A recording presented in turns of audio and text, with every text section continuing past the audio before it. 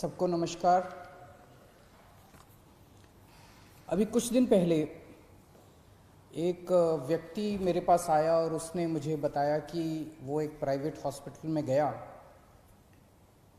उस private hospital में उसने पूछा कि उसे कोरोना की बीमारी है, कोरोना का बेड चाहिए। पहले उन्होंने मना कर दिया। जब वो बहुत गिड़गिड़ाया तो उन्होंने कहा 2 लाख रुपए लगेंगे। मुझे विश्वास नहीं हुआ। अभी कुछ दिन पहले फिर एक दिन एक टीवी प्रोग्राम पे, लाइव टीवी प्रोग्राम के ऊपर एंकर ने एक हॉस्पिटल को फ़ोन किया। हॉस्पिटल से पूछा जी कोरोना का मरीज है हमारे फैमिली में, हमें बेड चाहिए। हॉस्पिटल ने मना कर दिया। जब वो गिड़गिड़ाया तो हॉस्पिटल ने लाइव प्रोग्राम के अंदर कहा दूसरी तरफ से कि 8 लाख रुपए दे दो, बेड का इंतजाम हो जाएगा। मैं ये नहीं कह रहा कि सारे प्राइवेट हॉस्पिटल खराब हैं। दिल्ली की स्वास्थ्य सेवा के अंदर प्राइवेट हॉस्पिटल्स ने बहुत अहम भूमिका निभाई है। दिल्ली के लोग प्राइवेट हॉस्पिटल्स के इस कंट्रीब्यूशन को सलाम करते हैं। लेकिन कुछ चंद प्राइवेट हॉस्पिटल्स हैं जो इस महामारी के दौरान भी इस तरह की गलत हरकतें कर रहे हैं।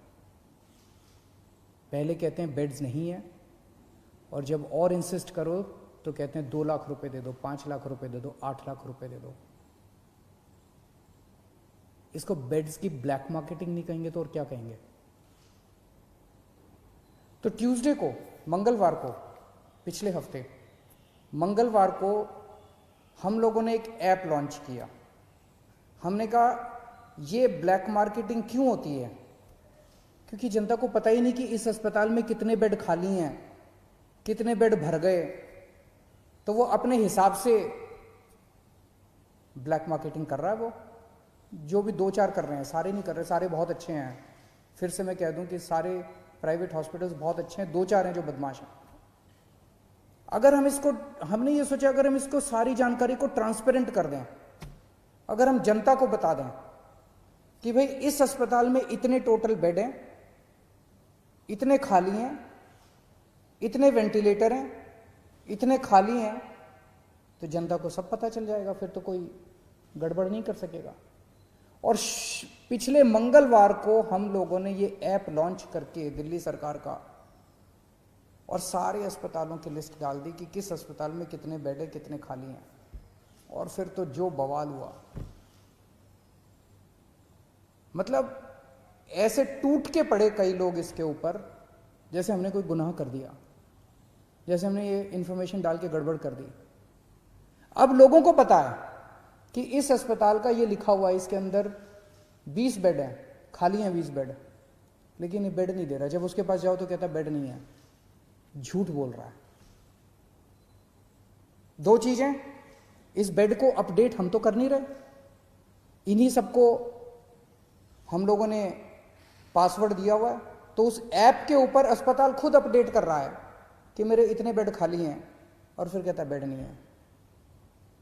तो दोस्तों, इसको तोड़ने में ये जो कुछ लोगों ने, चंद लोगों ने माफिया बनाया हुआ था, इसको तोड़ने में थोड़ा समय लग रहा है।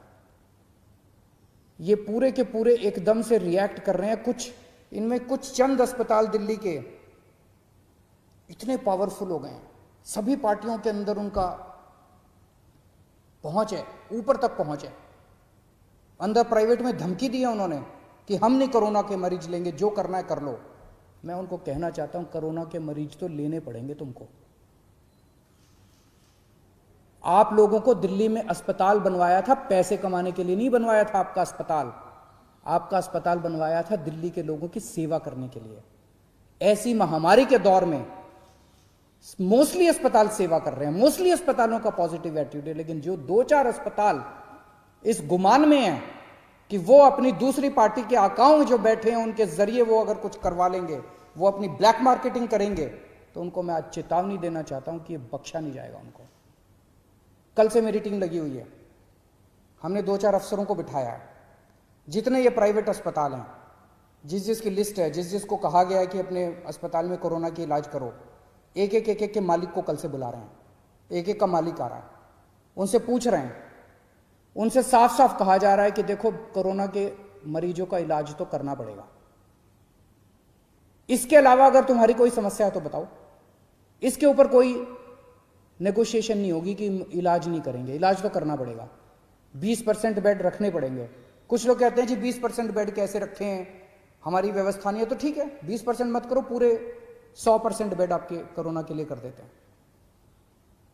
कुछ लोगों की जिन्होंने समस्या थी, कल से हमारी टीम कल 33 हॉस्पिटल्स के साथ बैठक हुई, आज बाकी सारे हॉस्पिटल्स कवर कर लेंगे, क्योंकि हम नहीं चाहते जिन लोगों की जिन्होंने समस्या है। जैसे एक हॉस्पिटल आया, उसने कहा कि हमारा जी कैंसर हॉस्पिटल है, कैंसर के मरीज आते हैं, वहां अगर कोरोना के भी साथ में होंगे तो दिक्कत होगी, ठीक है। तो उन्होंने कहा जी हमारा एक और हॉस्पिटल है जो जनरल है, हम उसमें 40% कर देते हैं, 20% की बजाय इधर का कोटा उधर कर देते हैं। बहुत अच्छी बात है, हमने उनकी बात मान ली। इसी तरह से किसी की कुछ और छोटी मोटी समस्या थी, किसी की और समस्या थी, सबकी समस्याओं का समाधान कर रहे हैं। बस एक ही चीज नॉन नेगोशिएबल है, हमारे दिल्ली के लोगों का इलाज करना पड़ेगा, कोरोना के मरीजों का इलाज करना पड़ेगा, इस पे कोई नेगोशिएशन नहीं होगी। दूसरी चीज ये कर रहे हैं, मुझे कुछ दिन का समय दीजिए, इसके ऊपर मैं मानता हूं कि पहली बार इस तरह से कोई ऐप देश के अंदर नहीं दुनिया के अंदर पहली बार बना है, जो हर अस्पताल के बेड और वेंटिलेटर का डेटा इस तरह से ट्रांसपेरेंट कर रहा है, जनता को बता रहा है, और जनता जाके डिमांड कर रही है। मुझे बड़ी खुशी है कि सारे टीवी चैनल वाले, सारे अखबार वाले फोन कर करके एक अस्पताल की रोज रिपोर्ट ले रहे हैं, कह रहे हैं इस अस्पताल को फोन किया उसने मना कर दिया, इस अस्पताल को फोन किया उसने मना कर दिया। लेकिन इसका कुछ थोड़ा बहुत फायदा भी हुआ है। ट्यूसडे को जब हमने इसको लॉन्च किया था, दिल्ली में सारे अस्पतालों को मिला के 2800 मरीज थे, और उसमें मैक्सिमम दिल्ली सरकार के अस्पतालों में थे। आज दिल्ली के 3900 मरीज हैं, 3900 मरीज हैं, 1100 मरीज ऐड हुए हैं मोस्टली प्राइवेट हॉस्पिटल्स के अंदर। वो इसी वजह से लोग, क्योंकि लोग अब इस जानकारी से सशक्त हो गए हैं और लोग जाके मांग रहे हैं। मैं फिर भी डिमांड करता, कुछ लोगों को तकलीफ आ रही है, मैं देखता रहता हूँ वीडियो, कुछ लोगों ने कहा कि मैं इस अस्पताल में गया, इस अस्पताल में गया, ऐप के ऊपर लिखा हुआ था। मैं आपकी जानकारी के लिए बता दूं, ये उन कुछ चंद अस्पतालों की बदमाशी है। कुछ दिन दीजिए मेरे को, अगर ये अस्पताल नहीं माने तो फिर हम सख्त कार्रवाई करने से बिल्कुल नहीं हिचकिचाएंगे। लेकिन मैं सभी अस्पतालों को बोल दूं कि आपको कोरोना के मरीजों की जांच तो करनी पड़ेगी। इसके साथ साथ एक और हम एक्सरसाइज कर रहे हैं कि दिल्ली सरकार का एक मेडिकल प्रोफेशनल दिल्ली सरकार की तरफ से हर प्राइवेट अस्पताल के रिसेप्शन पे बैठेगा, और वो हमें जानकारी देगा कि कितने अस्पताल, कितने बेड इसके अंदर भर गए और कितने खाली हैं। अगर कोई जाएगा तो वो इंश्योर करेगा कि उसको एडमिशन मिले। तो अब वो फॉल्स रिफ्यूजल जो है, जो अस्पताल बेड होते हुए भी मना करते हैं, जो चंद अस्पताल अगर बेड्स की ब्लैक मार्केटिंग करते हैं, ये धंधा बंद करेंगे अब दिल्ली के अंदर। एक दिक्कत जो कई लोगों ने, कुछ लोगों ने मुझे बताई है कि अगर कोई पेशेंट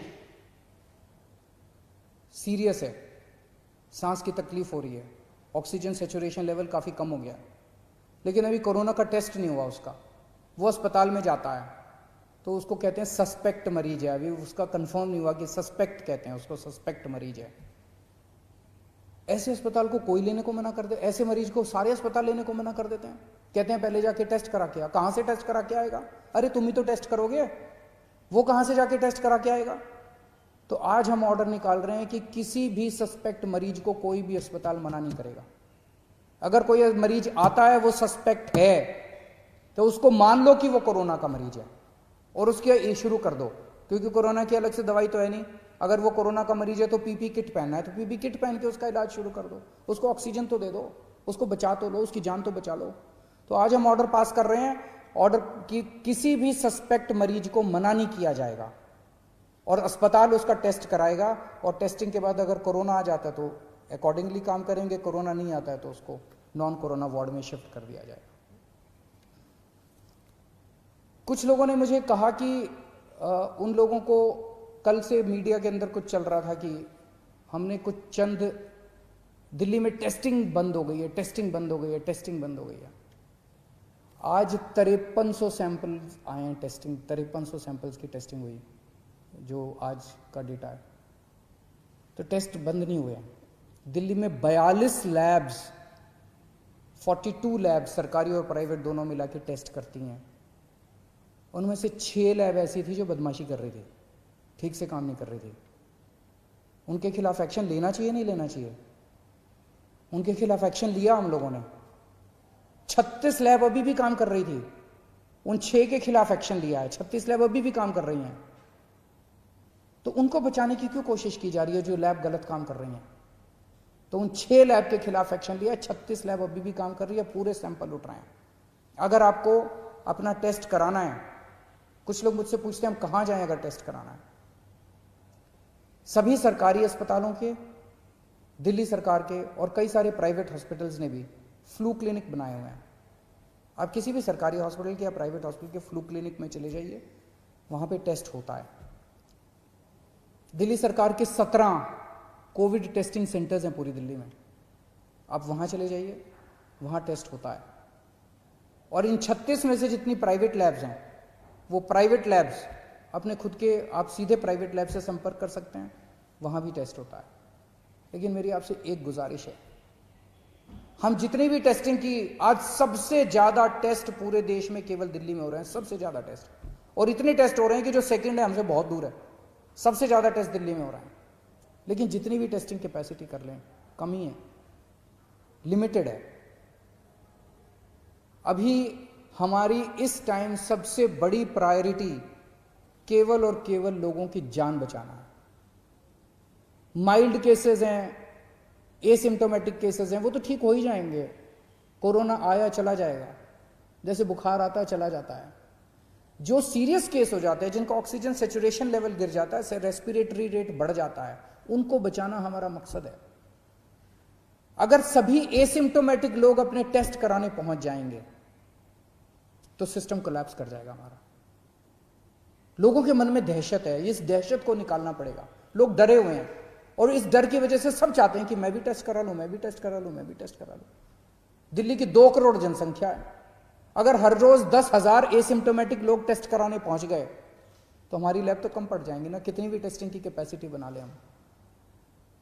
तो एसिम्टोमेटिक वाले प्लीज टेस्ट ना कराएं, इंसिस्ट ना करें। एसिम्टोमेटिक वाले अगर लोग टेस्ट कराएंगे तो सीरियस लोगों की टेस्टिंग रुक जाएगी। उन सब लोगों से मेरी गुजारिश है कि एसिम्टोमेटिक, जिनको सिम्टम्स नहीं है, कोई सिम्टम नहीं है, किसी तरह का सिम्टम नहीं है, वो टेस्ट ना कराएं।